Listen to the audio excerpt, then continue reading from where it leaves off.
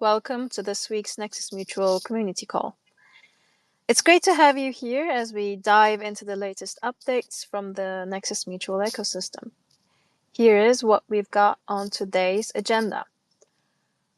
Brave new DeFi, who is joining us from the Nexus Mutual main account, will give a recap on the current state of DeFi, covering yields and risk. We'll go over governance updates, including discussions around offboarding DAI and adding the Delegated Claims functionality. As always, we'll hear the latest from the foundation team from Hugh, and we'll finish up with highlights on community contribution opportunities, followed by an open forum for questions, comments, and details on how to claim your POAP. All right, let's kick things off with DeFi. Brave, what's the latest in the space? Good morning, everybody. I will provide an overview of the market and the yield environment in DeFi before we get into some other updates today. So in the last 2 weeks since we were on a call together, the price of ETH saw a low at about 2,200 and climbed as high as just about 2,700 yesterday, with today's price settling at $2,638. ETH is up 12.73% since we last talked, and this momentum likely resulted from the U.S. Federal Reserve's move to cut interest rates by 50 basis points, with the signal that further rate cuts could come in the future. In my State of DeFi Yields newsletter from last week, I noted that short-term U.S. Treasury rates were higher than the on-chain base rate, but since the news of that rate cut, short-term U.S. Treasuries have fallen below the on-chain base rate, which makes on-chain yield markets more competitive against traditional markets. ETH funding rates have come up slightly, with rates ranging from 5 to 11% across major exchanges. According to CoinAlyze, the long versus short ratio on a one-day time frame is 68% long, 32% short.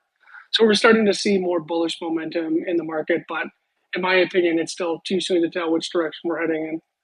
So while the market is uncertain, great yield opportunities are still present out there. Between Morpho Vaults and Notional V3, right now you can find double-digit lending yields ranging from 10% to 25%.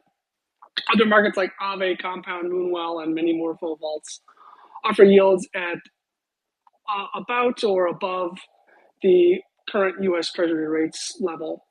Since MakerDAO has rebranded to Sky Money, they've launched USDS and the Sky Savings rate, which is a little bit higher than the DSR rate. So the Sky Savings rate offers depositors 6.25%, which is well above the U.S. Treasury rate.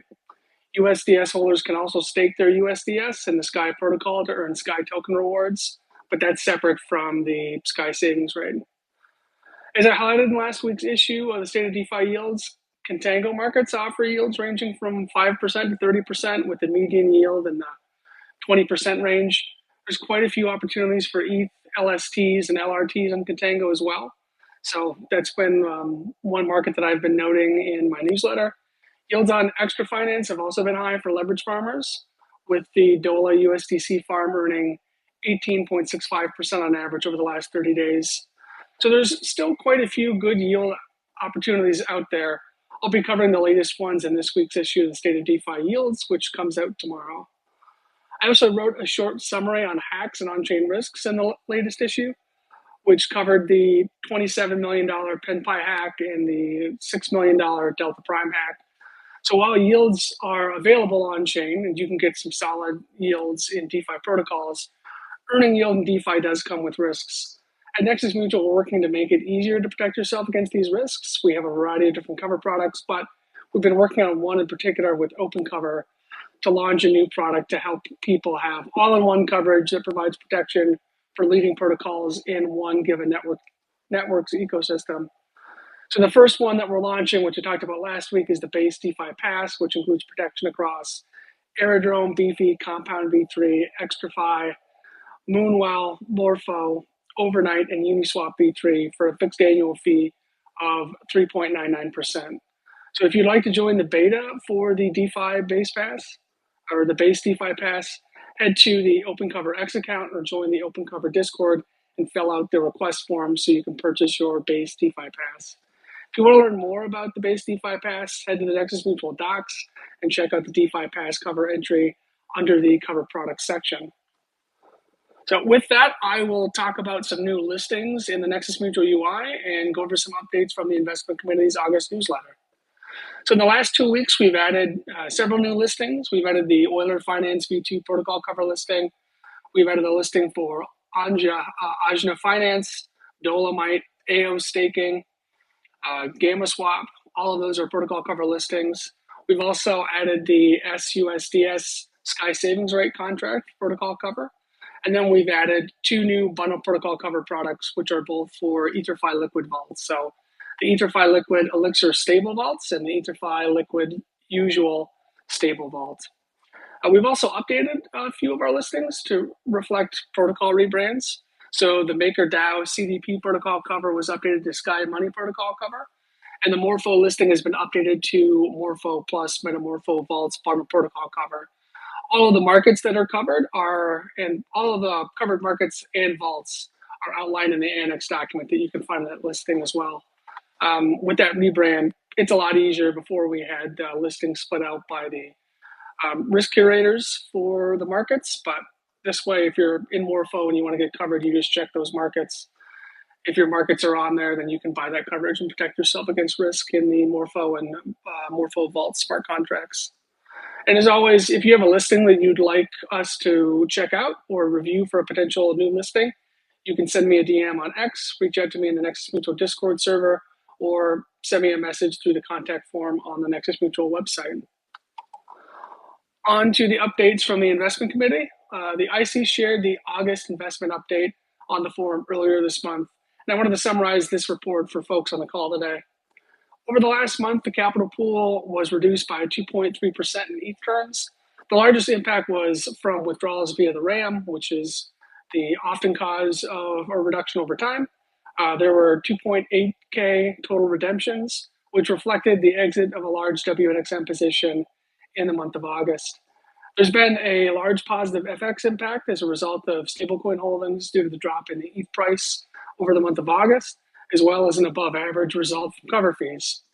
On the Aave loan side, on the 6th of August, the advisory board repaid 272K USDC from the Aave loan, which brings the outstanding debt balance down to 5.71 million USDC. Before that, it was at 5.98 million. On the STETH divestment side, we passed a proposal to have a divestment framework to make sure that we have enough liquidity and the capital pool for RAM redemptions and for any claims that need to be paid. So on the 21st of August, the advisory board completed the sale of 4,392 STETH for ETH as per that divestment framework that members approved, which brings the total ETH in the capital pool back up to 12,500. So for the investments themselves, in the last month, the mutual earned 109.2 ETH on its investments. Overall, the capital pool earned 1.6% APY based on that average capital pool value over the course of the month. It's a little bit lower than it usually is. Last month, as I shared in that update, Rocket Pool had a higher APY just because they had some wonky stuff with the rebase. So they've recalibrated that. So that one was slightly negative. So that's brought the average APY down. Should be back to normal next month. Other updates from the investment committee. They've completed documentation for the ongoing divestment and Aave loan repayment transactions. The investment committee is also working with Enzyme and Chainlink to incorporate the unclaimed kiln rewards into the Nexus Mutual Enzyme Vault Oracle. The recent EtherFi and Stakewise and Chorus One investments have gone live and are being captured by that Oracle as well. And on the DAO Treasury investment side, since Karpathy's proposal was approved, they are being onboarded into the DAO as a service provider right now. They're currently going through the strategies and just finalizing all of that, setting up the vault. They're going to be managing funds through and getting all of that taken care of. So once they're actually live up and running, we will share an update on the forum and Karpathy will start posting their monthly updates. I also want to talk about the V1 deprecation and that NXM distribution that we had talked about previously. So on the last call, I had shared an update about the Foundation Engineering team, the Foundation Engineering team's project to deprecate the Nexus Mutual V1 smart contracts. V2 was launched almost 2 years ago. So they've been working to deprecate those contracts and then claim any NXM and send that back to anybody who still had NXM in the V1 smart contracts. So when we talked last time, it was still ongoing. It's been completed.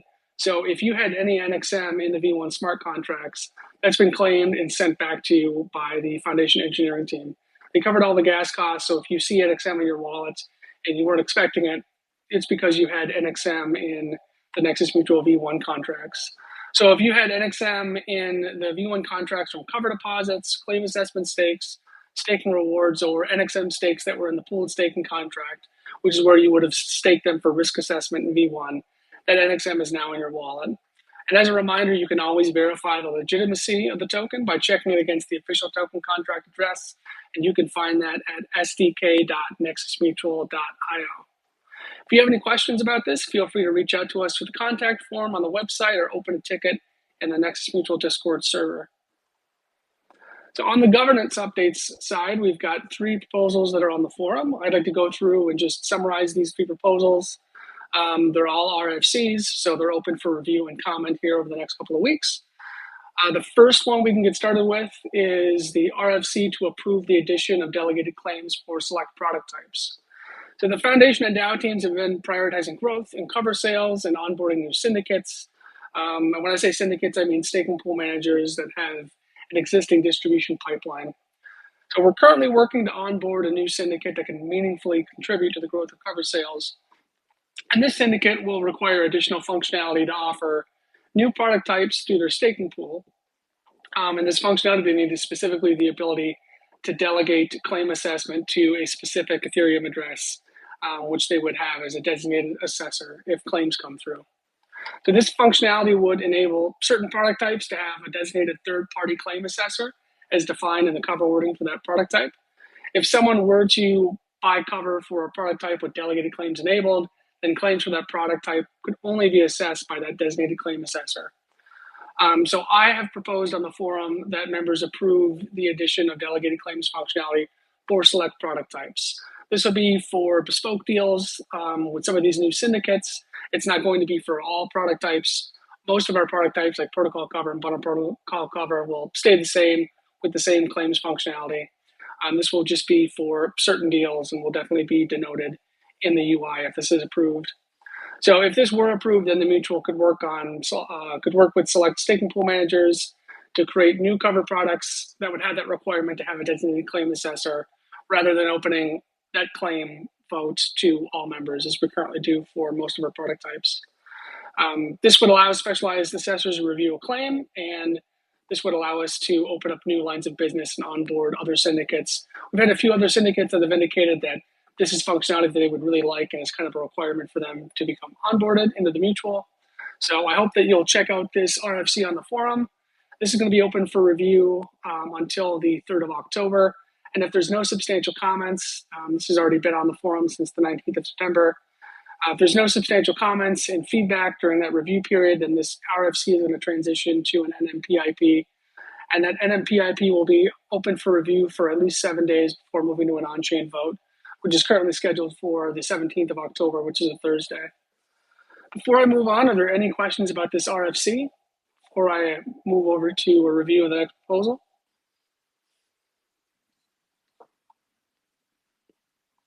Okay, if not, let's talk about offboarding DAI from the capital pool. So we have an RFC to offboard DAI as a capital pool asset. If you're not aware, on the 18th of September, MakerDAO rebranded to Sky Money, and they launched their new stablecoin, USDS. This rebrand is part of Sky Money's endgame plan to scale their stablecoin adoption across the Sky protocol. While existing DAI holders can convert DAI to USDS, that's completely optional, and users can still hold DAI or convert back at this time. I don't know what that's going to be like in the future. I believe that Maker is going to move to a form of DAI that's called pure DAI. But given Sky Money is moving toward more real-world asset backing, USDS has a blacklist function, and we, the product and risk team, anticipate that DAI-denominated cover demand will further shrink.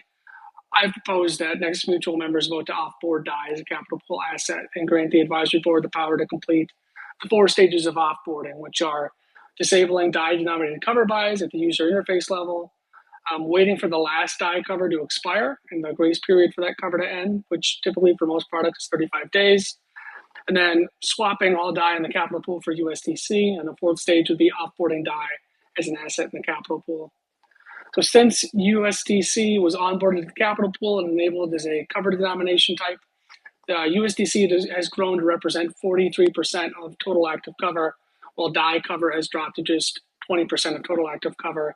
The majority of that DAI exposure is just one large cover, and that expires at the end of this month. So our DAI exposures are going to drop down significantly, I think down to something like maybe 2 to 3%. So one of the core reasons to hold DAI in the capital pool in the first place was to offer Nexus Mutual members a censorship-resistant decentralized stablecoin as a claim payment option. And as centralized collateral for DAI has grown and USDS is going to increase that exposure to real-world assets over time, the product and risk team believes that the recent onboarding of USDC to the capital pool is sufficient for our membership base as a cover denomination claim payment option for stablecoin denominated cover. In the future, we may look to onboard USDS once it has achieved more growth and if demand for USDS denominated cover is evident. This RFC is going to be open for review from the 23rd of September until the 7th of October.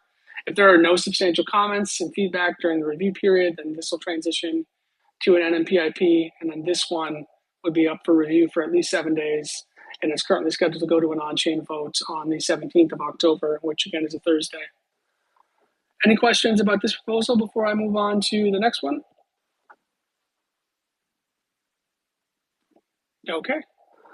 We have another RFC on the forum, which is onboarding cbBTC as a capital pool asset. So on the 12th of September, Coinbase launched Coinbase Wrapped BTC, or cbBTC, a BTC derivative that is backed one-to-one with Bitcoin held in custody by Coinbase. Onboarding cbBTC as a capital pool asset would present the mutual with a competitive advantage as the foundation and DAO teams look to expand into new lines of business and appeal to a broader audience of crypto-native users. So on behalf of the product and risk team, I've also proposed that Nexus Mutual members vote to onboard cbBTC as a capital pool asset and grant the advisory board the power to complete the 3 stages of onboarding. The first of which would be onboarding cbBTC as an asset in the capital pool, swapping ETH for cbBTC with the initial amount to hold in the capital pool would be $1 million worth of cbBTC, and then enabling cbBTC denominated cover buys at the user interface level.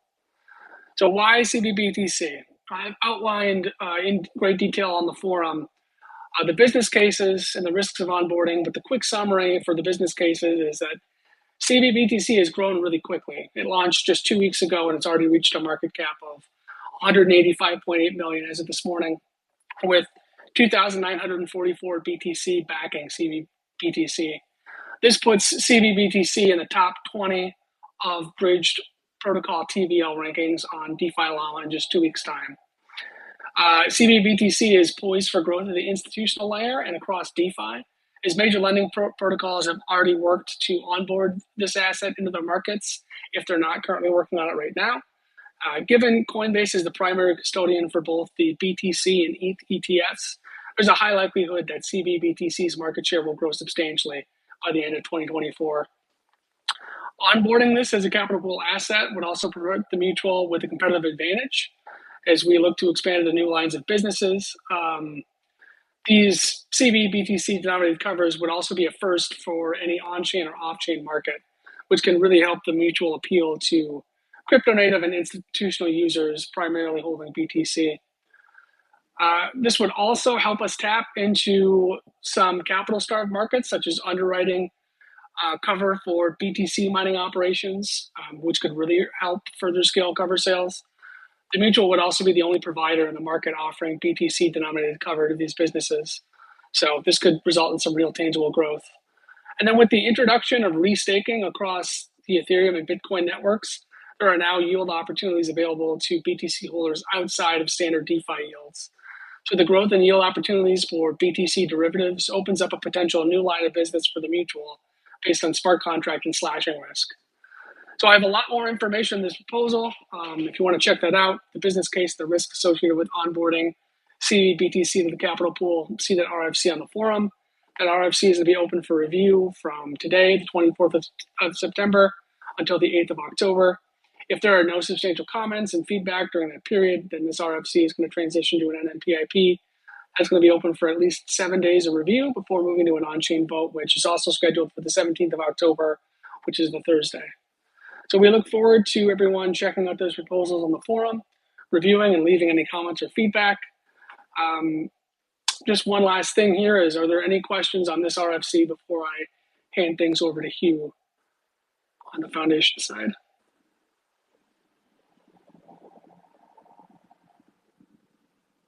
Okay. If not, I'm sure everyone's tired of hearing me talk, and so I will let you hear Hugh talk as I pass things over to him for his foundation updates for the week. Hugh? Cool, thanks, Brave. Yeah, I guess a couple of things, but I might just start with my just personal perspective on some of the RFCs. I'll start with the BTC one just because we just talked about that most recently, but I think there's a pretty large strategic benefit here of providing coverage in BTC denomination. So I'm really kind of excited to do it. There's a whole lot of businesses that would like crypto or BTC denominated coverage, like because a lot of custodial risk is BTC denominated. Bitcoin miners are a big area where they have like genuine insurance needs, such as property damage and all that type of stuff. So there's definitely a large potential offering that we can provide in BTC denomination that there isn't any other place in either the traditional markets or decentralized markets that offer BTC denomination. So I think that's a really powerful one. We have been keeping an eye on, like we've been wanting to do this for a while, but haven't been super happy with, I guess, the risk profile of wrap BTC and seeing where it's going and understanding it. So I guess that's my perspective. I've been a bit cautious. I wouldn't say the Coinbase BTC ticks all the boxes yet at the moment, but especially like on the proof of reserve side. But I think the direction of travel is good. So hopefully we can get some discussion on the forum on that, and hopefully things improve over time as well. So yeah, that's on the BTC side. That's my perspective. The DAI one, you can see my brief comments on the forum. To me, this is a no-brainer. We just need to. It's been a deprecated asset, and it costs extra gas when we have assets that we don't actively use in the capital pool. So it increases the cost of gas for every covered buy. So best to keep it to a minimum. So it makes sense to offboard DAI. Most covers in stables are bought in USDC at the moment, and I guess we can always add assets in the future if we want to. So if USDS or another stablecoin becomes more used, then we can do that. On the delegated claims, this one I'm really kind of excited about. It's an interesting one because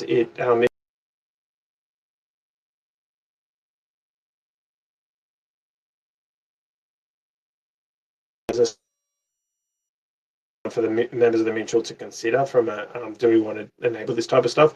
I think there are a lot of strategic benefits in doing it. We've seen a lot of demand for this type of thing, and I mean, two of the main questions that we get when people want to buy cover are, how do I know you're going to have enough money to pay out? And then we can point them to the June dashboards, the transparency that we've got, and that helps a long way. And the second question is, how do I know you're actually going to pay the claims? And I believe a decentralized claims assessment process can be really powerful. But also some people just want to be able to go, then who is going to do this? And I want to know that they have the right skills, etc. So this would allow us to calibrate the products for the particular audience, and we've seen quite a lot of demand for this one. They see it as a very high priority thing for the mutual to be able to work with the mutual. So from a product development side of things, I see this one quite important. So yes, that's my quick background or my quick perspective on the RFCs that are out at the moment. In terms of foundation update, we're supporting a lot of work on syndicates at the moment, which I think is really exciting, and is really where we want to get to from a platform point of view. We're supporting open cover in particular quite a lot with the launch of the DeFi pass, It's really excited to see that kind of go live in private beta at the moment, but looking for that to be further rolled out. I think it's a really cool product. So excited to see how that goes. We're also, the other thing it's been good to see has been it's been live for a little bit, but the Open Cover have promoted it recently, and that's the transaction cover. And so it covers people against like there's a scanning process about, is this transaction going to do what it says it's going to do, and if it does, it's all fine, and if it doesn't, and if it doesn't, and the transaction fails, then that's when the coverage can kick in. So I think that's a really powerful one, and I'd love to kind of see this coverage embedded everywhere, because it kind of also can protect against front-end attacks, which is kind of really quite hard to do usually. So from a product point of view, that's also really cool, and really excited to see how we can expand the use of that product and maybe get it embedded in more places. So that's pretty cool. So that's supporting Open Cover. We're also supporting Sherlock with cover renewals, and they're looking to kind of expand products and things like that. So we're having a lot of discussions with them.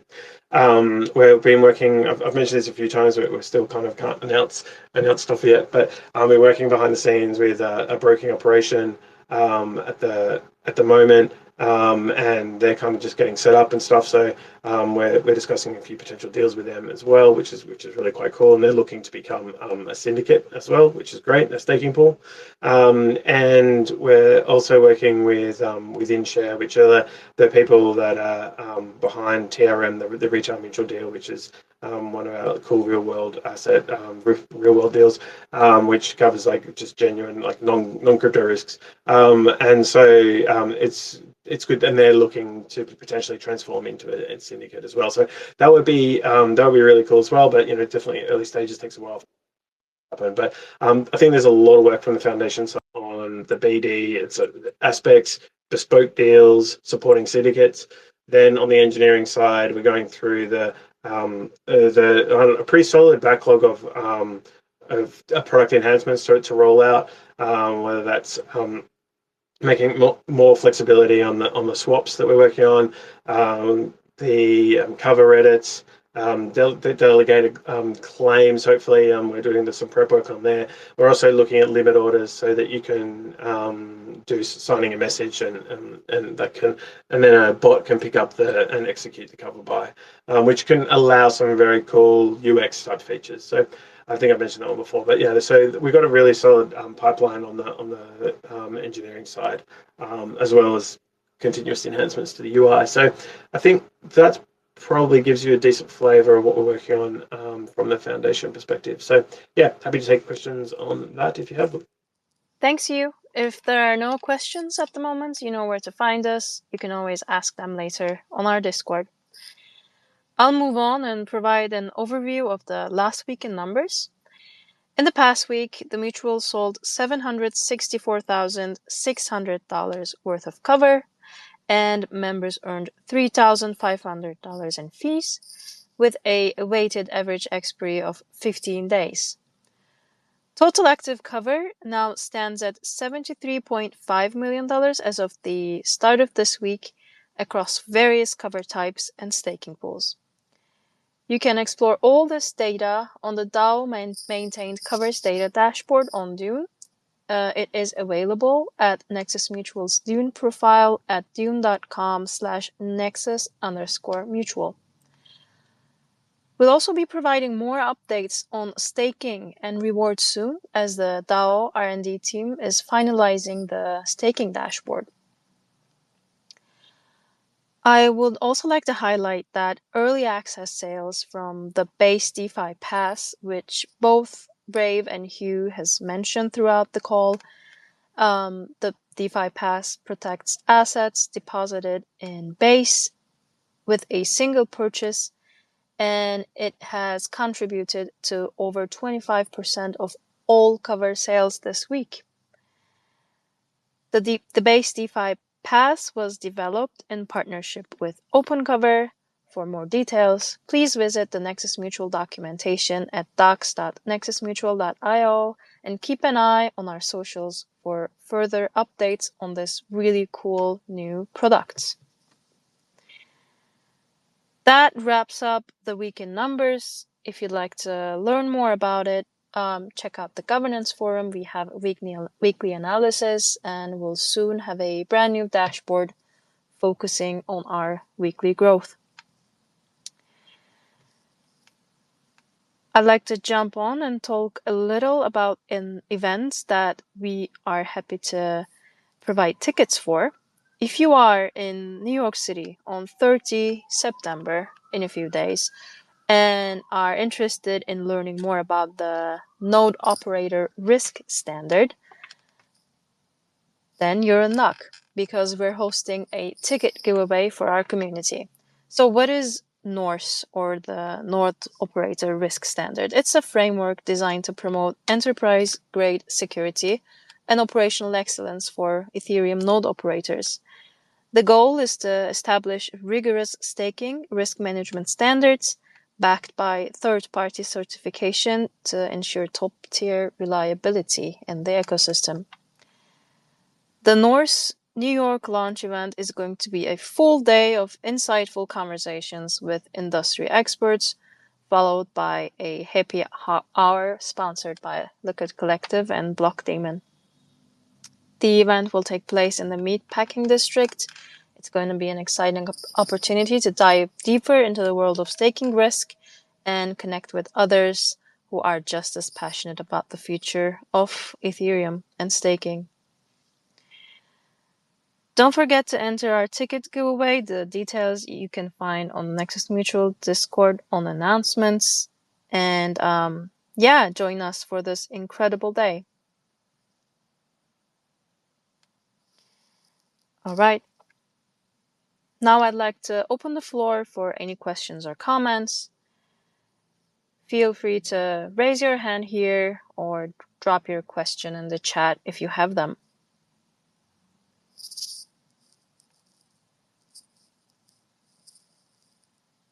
And if there are no questions, please ask them anytime on the Nexus Mutual Discord. As a token of appreciation for joining, we've got a POAP for you. To claim it, just open a ticket or DM me. I am Sam on Discord, and I will send you the mint link. Thanks for joining today's call and for your ongoing support of Nexus Mutual. Stay safe out there in DeFi, and we'll catch you at the next community call in 2 weeks. Have an awesome week, everyone. Bye. Thanks, everyone. See you later.